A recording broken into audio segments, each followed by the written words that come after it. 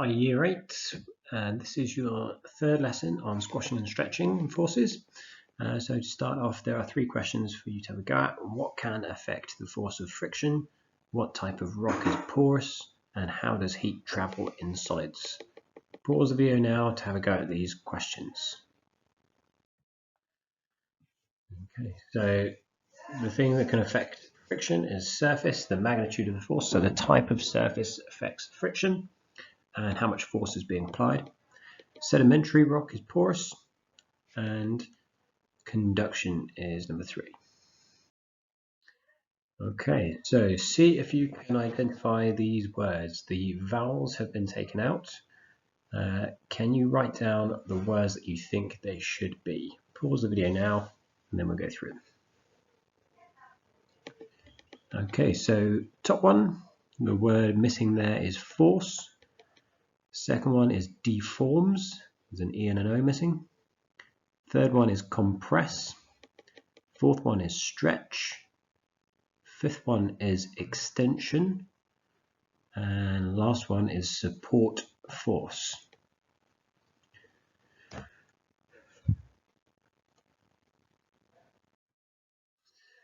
So all objects on the planet have mass. We exert a force called weight on the floor which we're standing on, and that is due to gravity pulling us down towards the center of the Earth. However, why don't we just fall through the floor? Seems like an obvious question, but let's try and think about that in terms of forces. So we know we're exerting a force going downwards, therefore we must be experiencing a force pushing us upwards. So the floor is exerting a force back onto us, and this is called a support force. So we're being forced from bottom pushed up, as well as gravity pulling us down. In this picture, then, what happens when you apply a force to a ball? What happens when you take that force away? And if you can you explain why this happens? Okay, a couple of minutes to write that down.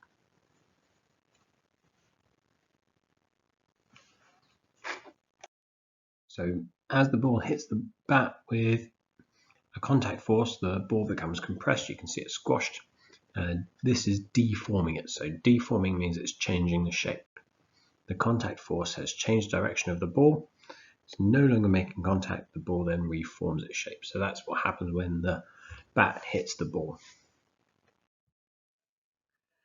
Right, there was a video on the Google form, and we need to think about what we're seeing in that video. So what is happening? What is changing shape, being compressed, deforming, and then what happens afterwards?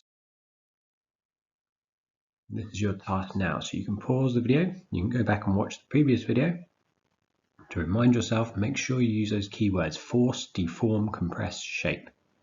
Pause the video now to do that.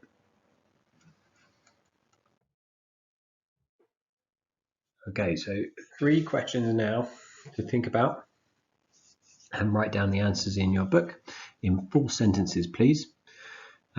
So number 1, state what happens to a tennis ball when it hits a racket. For example, when a tennis ball hits a racket, that's how your sentence will need to start. Okay, pause the video now, go through those questions. Okay, so answers for this, you can purple pen, you can add to your answers. When a tennis ball hits a racket, force is exerted on both the racket and the ball. The ball will deform as the particles in become compressed. For B, the strings of the racket will stretch but have elastic potential. So as the strings go back to their original shape, they exert a support force on the ball, pushing it away. As the ball travels back in the opposite direction, the particles move back to their original position and the ball has reformed its original shape. The rubber balls have a higher elasticity, so will bounce better than plastic.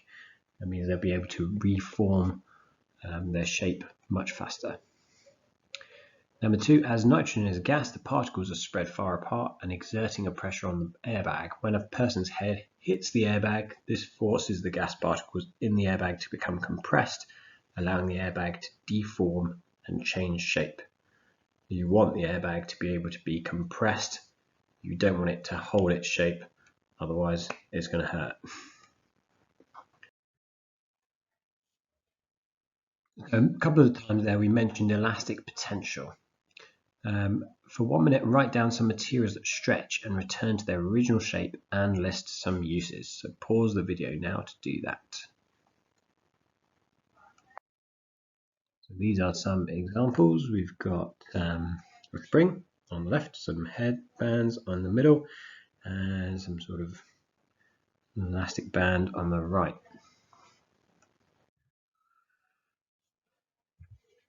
So this brings us on to Hooke's law, which we're going to look at in a bit more detail in your next lesson, but it's to do with the extension of an elastic object, such as a spring. So Hooke's law is all about this. And don't worry about copying this down because we will go through this again in our next lesson.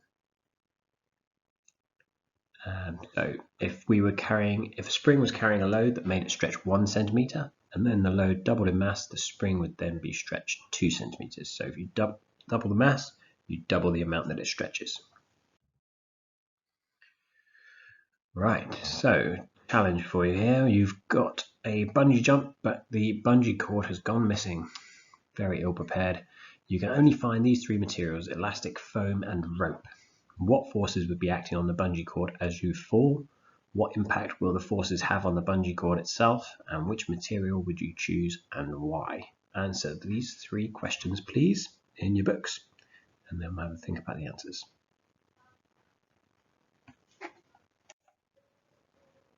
Okay, so the forces acting on the bungee cord as you fall.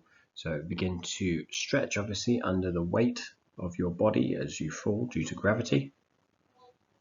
And it would also be, depending on the material you use, trying to pull back up.